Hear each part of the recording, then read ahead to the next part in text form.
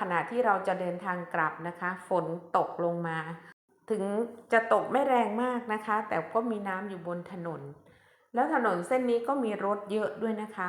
มีรถสวนไปมาเยอะเลยเราไม่ค่อยได้มาเส้นนี้บ่อยหรอกค่ะเส้นนี้เป็นถนนจากอำเภอกันทรารมไปอำเภอยางชุมน้อยนะคะ